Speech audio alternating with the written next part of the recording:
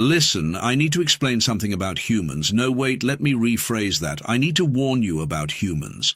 As the Galactic Council's chief xenobiologist and lead researcher on emerging sapient species, I've studied thousands of civilizations.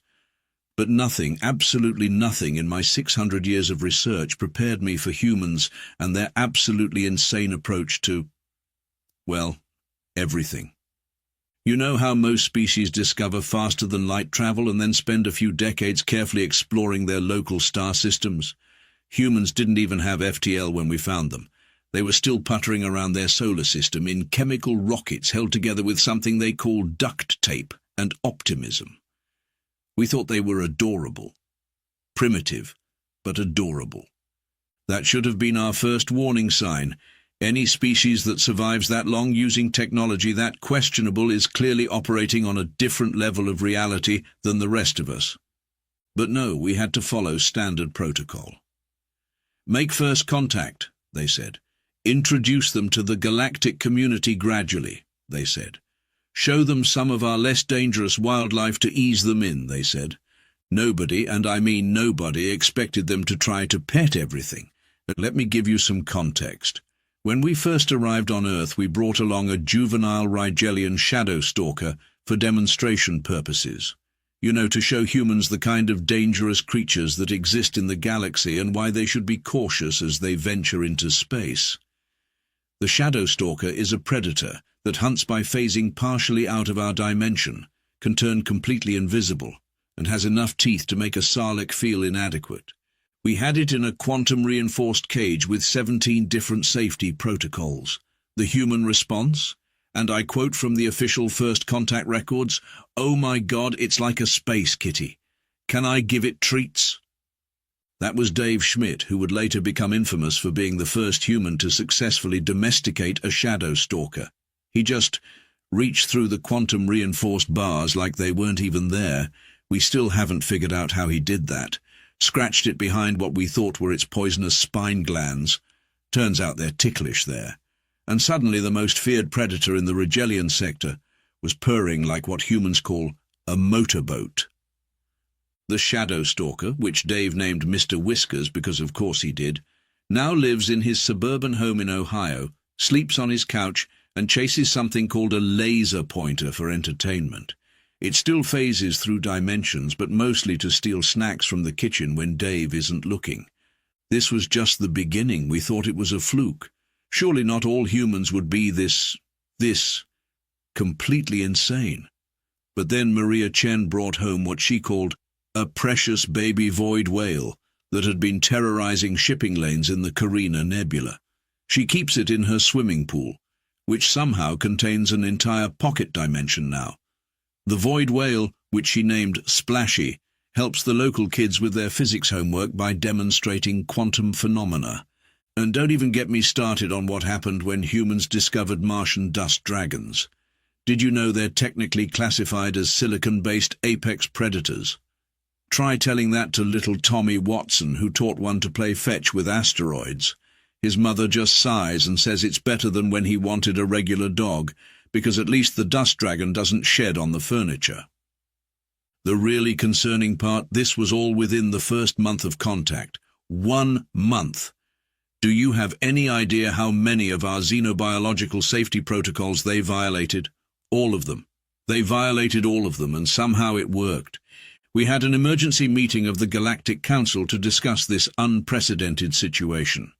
The Zixanax representative suggested we revoke Earth's contact status immediately before humans got themselves killed. During that very meeting, we received word that a human child had just taught a swarm of quantum piranha to perform synchronized swimming routines. That's when we realized we weren't dealing with just another emerging species. We were dealing with humans.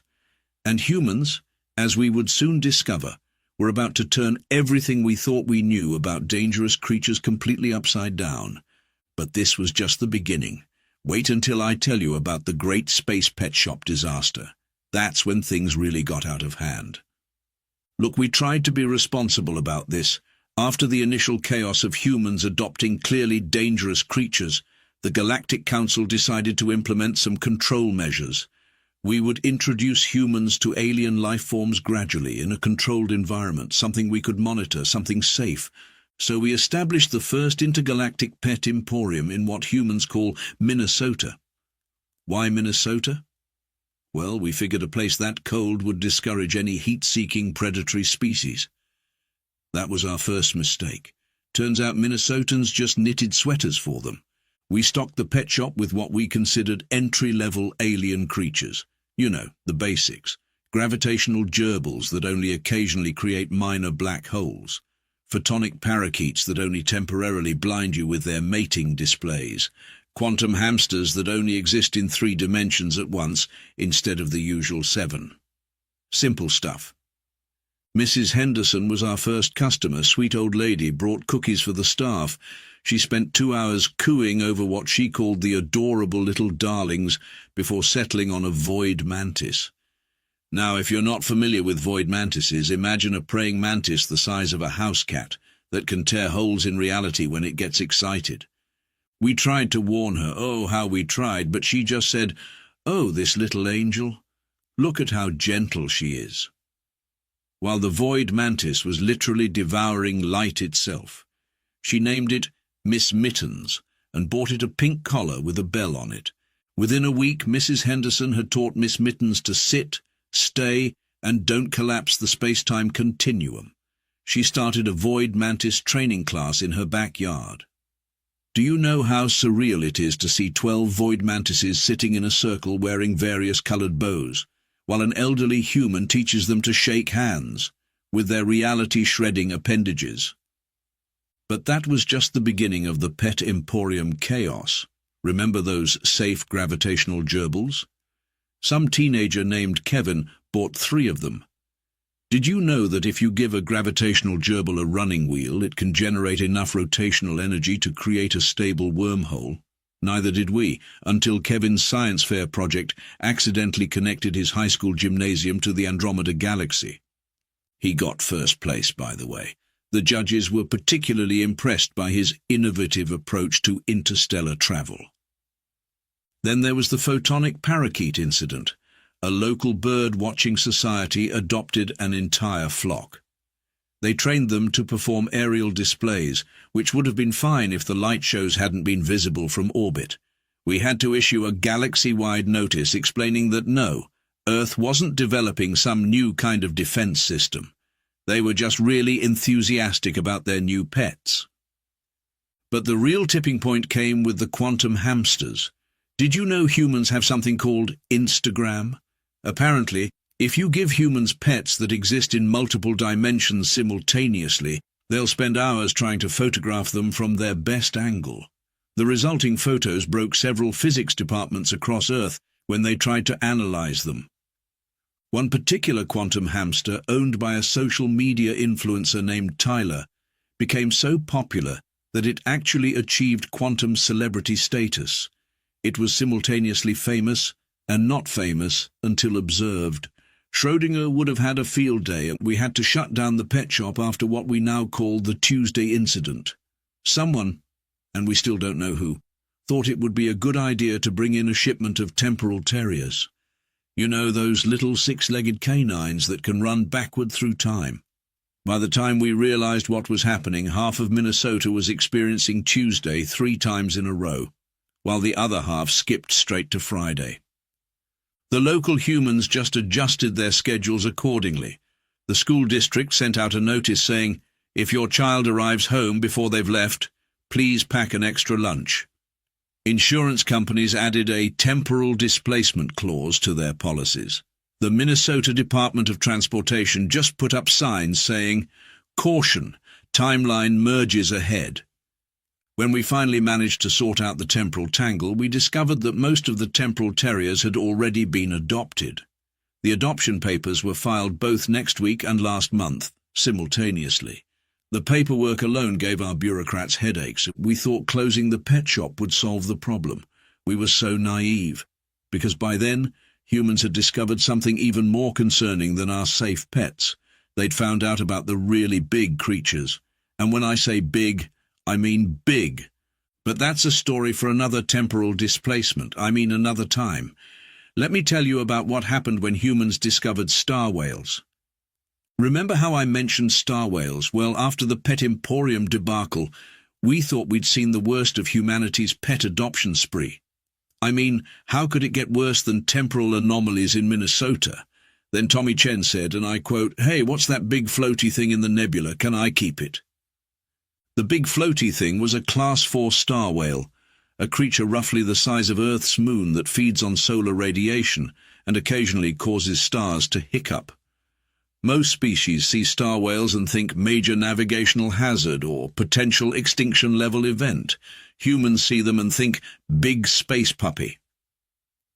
Tommy, a 19-year-old college student who still hadn't decided on a major, somehow managed to befriend one using nothing but a solar panel array and what he called good vibes.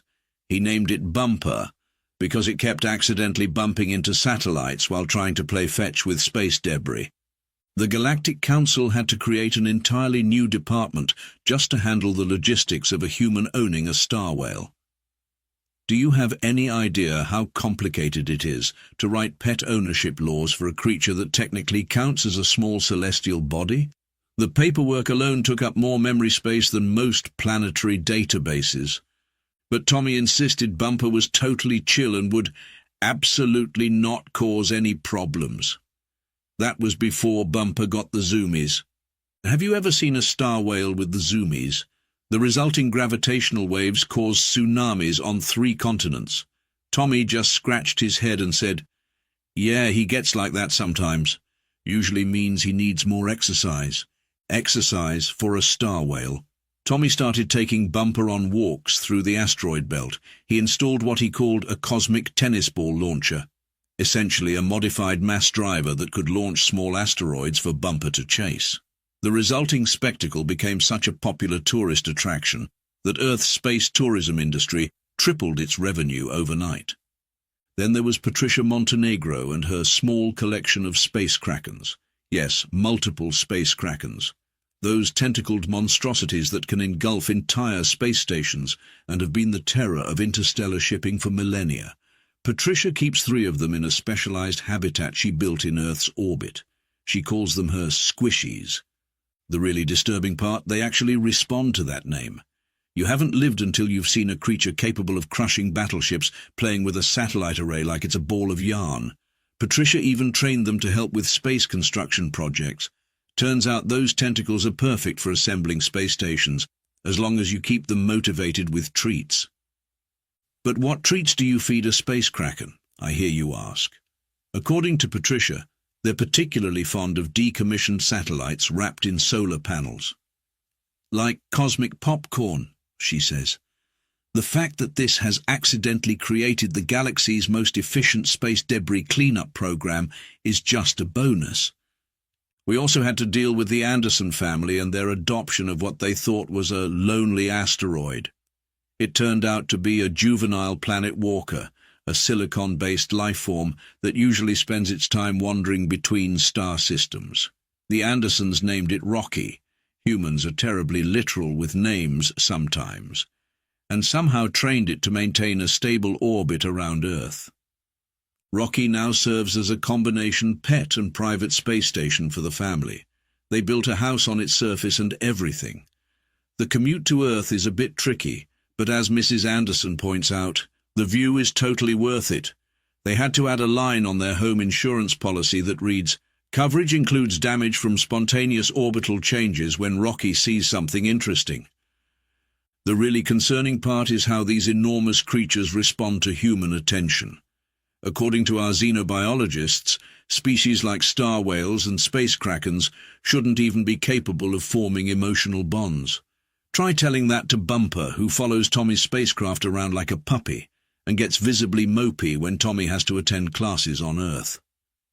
The Galactic Council tried to implement size restrictions on pet adoption after a group of teenagers attempted to adopt an entire nebula they said looked kind of lonely. But by then, it was too late. Humans had already moved on to something even more concerning. They'd discovered higher dimensional beings, and let me tell you, if you think a star whale with the zoomies is problematic, Wait until I tell you about what happens when someone's pet elder thing gets the hiccups. So there we were, still trying to process the fact that humans were keeping star whales as pets, when Madison Zhang, age 15, somehow managed to adopt what she called a cute little interdimensional puppy. The being in question was actually a lesser quantum aberration, a creature that exists in 17 dimensions simultaneously and occasionally forgets which reality it's supposed to be in. Madison named it Zigzag because, in her words, that's what reality does when she sneezes. Do you know how difficult it is to write pet care guidelines for a creature that treats the space-time continuum like a jump rope? The manual ended up being a quantum document that could only be read if you weren't directly looking at it. But the real chaos started when humans discovered elder things. Not the Lovecraftian kind, though at this point, I wouldn't be surprised if humans tried to pet those too. No, these were ancient beings that existed before the current universe got its shape sorted out. Most species can't even perceive them without going mad. Humans? They started a breeding program. They're just misunderstood, said Dr. James Martinez, the quantum veterinarian who started the Elder Thing Rehabilitation Center. Sure, they occasionally cause reality to hiccup, but have you seen how they wag their non-Euclidean appendages when they're happy? The Timeline Tuesday incident I mentioned earlier? That happened when someone brought their elder thing to the local dog park. Apparently, nobody told them that elder things and temporal terriers don't mix well. The resulting temporal tangle caused everyone in a 5-mile radius to experience Tuesday as a theoretical concept, rather than an actual day of the week. The local coffee shop just added temporal displacement discount to their loyalty program and kept serving customers across multiple timelines simultaneously. Their baristas now have to be certified in both coffee making and basic quantum mechanics. Then there was the great reality hiccup of 2024. An elder thing belonging to the Thompson family got into their stash of cosmic catnip. Don't ask how humans figured out elder things like catnip. We're still trying to understand that ourselves. The resulting dimensional hiccups caused their entire neighborhood to briefly exist as a mathematical theorem rather than a physical location. The Homeowners Association had to add, "Please keep all higher dimensional beings properly medicated," to their bylaws. They also had to rewrite the section about lawn maintenance to account for grass that occasionally exists in probability states rather than as actual grass. But the real game changer was when humans started using these beings as emotional support animals. Yes, you heard that right. Somewhere along the line, humans discovered that elder things, quantum aberrations and other higher dimensional beings are surprisingly good at helping with anxiety and depression. Something about their non-Euclidean nature helps put everyday problems into perspective, I guess. The paperwork for registering a quantum aberration as an emotional support animal is fascinating. The forms exist in a superposition of being both filed and not filed until someone tries to verify them. Our bureaucrats have developed a drinking game around it. Every time they find a form that exists in more than 4 dimensions, they take a shot. Sarah Martinez, no relation to Dr. James, regularly brings her emotional support, elder thing, to her high-stress job at a software company. "Having Bob around really helps," she says. "Whenever I'm stuck on a coding problem, I just look at him and remember that in at least 3 dimensions, the problem is already solved." Bob, by the way, violates 17 different laws of physics just by existing. The company's IT department had to rebuild their entire network infrastructure after Bob got excited about Sarah completing a project and accidentally turned all the 1s and 0s in their binary code into maybes. The Human Resources Department now has to include ability to perceive multiple realities simultaneously as a reasonable accommodation in their workplace policies. They also had to add spontaneous reality restructuring to their health insurance coverage. Even the therapy industry had to adapt. Traditional cognitive behavioral therapy, but make it quantum, became a legitimate treatment modality. There's nothing quite like watching a licensed therapist help someone work through their issues while a quantum aberration provides live demonstrations of multiple possible outcomes. The Galactic Council tried to regulate this, of course. They drafted legislation about keeping higher dimensional beings as pets. The humans just nodded politely and continued treating eldritch horrors like oversized puppies. We eventually gave up when we realized the regulations technically didn't exist in the same dimension as the beings they were trying to regulate. But even this wasn't the most concerning development. No, that came when the pirates made their big mistake. They looked at all these humans with their impossible pets and thought, hey, they're still just squishy primitives with weird animals. They'll be easy targets. No. Oh, how wrong they were. I need to tell you about the Rigelian space pirates. Imagine the most stereotypical pirates you can think of. Add some plasma cannons and quantum torpedoes, and you've got a pretty good picture. They'd been terrorizing the shipping lanes for centuries, and they thought Earth would be an easy target. After all, humans were still relatively new to space travel. Sure, they had all these strange pets, but how dangerous could a species be when they spent most of their time teaching eldritch horrors to play fetch? The pirates chose to attack during what humans call Take Your Pet to Work Day. I want you to appreciate the magnitude of this mistake. Imagine launching a surprise attack on a planet, only to find that every single human has brought their favorite impossible creature to the office that day. Even the insurance adjusters had their quantum pets with them. The pirate fleet appeared in orbit, weapons charged, demanding Earth's surrender. They were met by Mrs. Henderson's Void Mantis collection, which had grown to include what she called her problem children, the ones that other species considered too dangerous to exist. Picture this, a fleet of heavily armed space pirates facing off against a swarm of void mantises wearing matching hand-knitted sweaters. The pirates fired their first warning shot. The mantises, who had recently learned about the concept of fetch, thought this was the start of a new game. That's when things got really interesting, and Tommy Chen's Star Whale bumper got excited about all the new ships to play with. Remember what I said about Star Whale zoomies? Now imagine that combined with what humans call the Doppler effect. The resulting gravitational waves turned half the pirate fleet into abstract art. The pirates tried to retreat only to discover that Patricia's space krakens had already wrapped their tentacles around the fleet's engines. They'd been trained to think of spaceships as chew toys, you see. Very expensive, heavily armed chew toys, but the real chaos started when someone's emotional support elder thing got startled. Have you ever seen what happens when a being that exists in 17 dimensions simultaneously gets scared?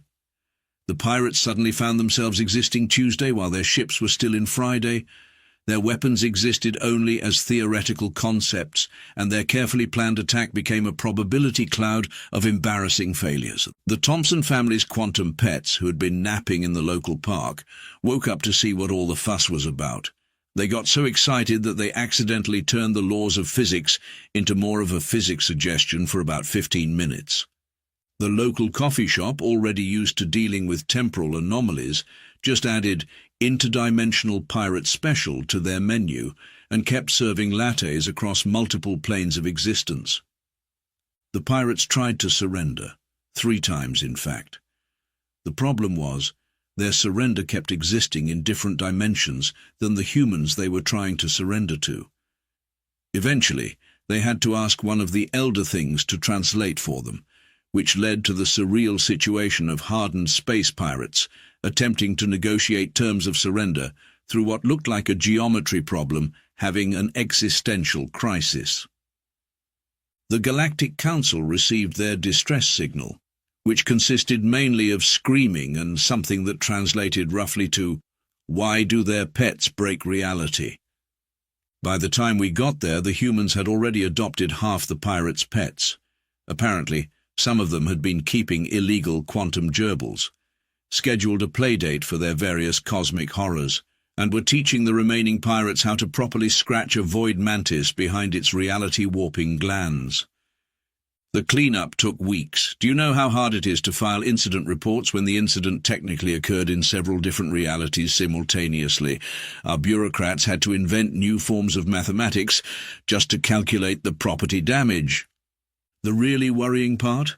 The humans treated the whole thing like it was perfectly normal. "Oh yeah," they said. "You should see what happens when the mail carrier comes to our house. Our pets get way more excited than this. That's when we realized we created something unprecedented in galactic history. A species that could turn any cosmic horror into an oversized house pet, and who treated the fundamental laws of reality more like casual guidelines. The pirates spread the word, "Don't mess with Earth, their pets play rough." But that wasn't the end. Oh no, because now humans had discovered something even more concerning than keeping cosmic horrors as pets. They'd figured out how to organize playdates.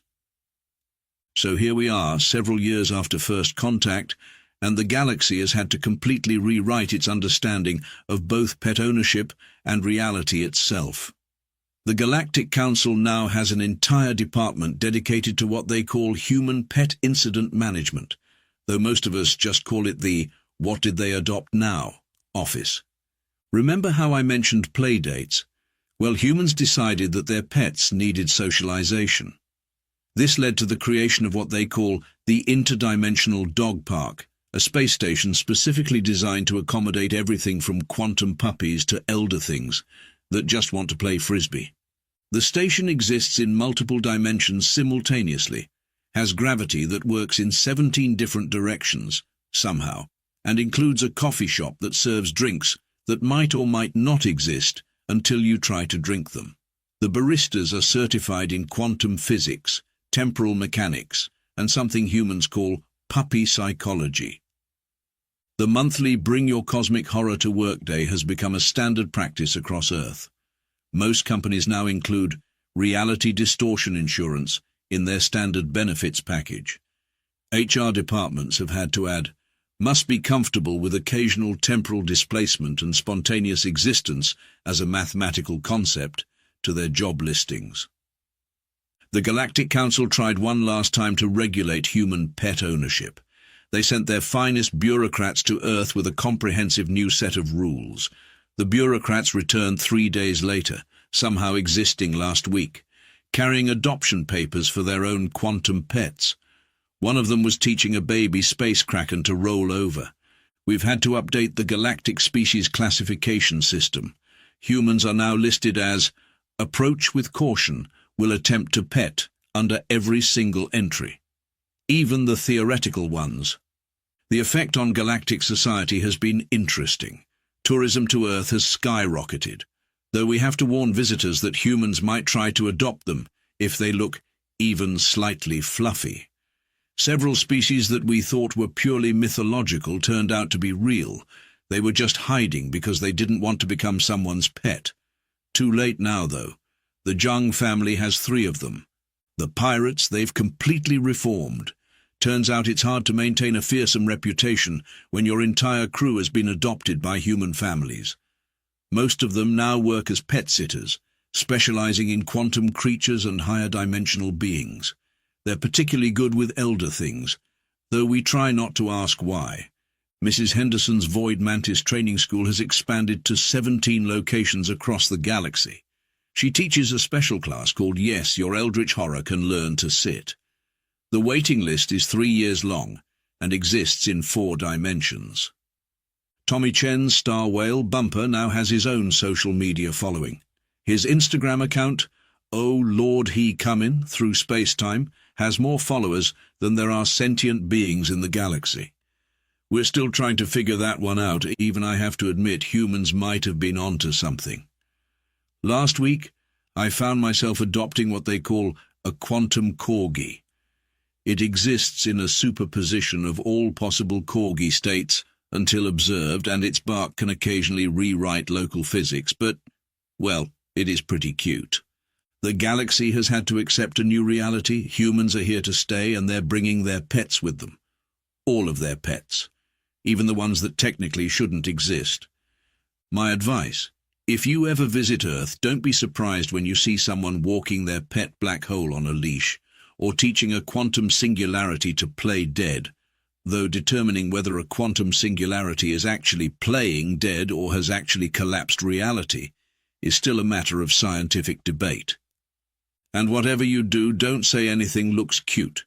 Before you know it, you'll be filling out adoption papers that exist in 12 dimensions simultaneously, buying treats for something that predates the concept of existence itself, and explaining to your supervisors why your quarterly report was eaten by what humans insist is just a misunderstood space puppy. But you know what the scariest part is? I'm starting to think they might be right. Now, if you'll excuse me, my quantum corgi needs a walk, or needed a walk, or will need a walk. Time gets a bit fuzzy around her when she's excited. End of report. Note: this document may or may not exist depending on whether my pet is currently chewing on reality.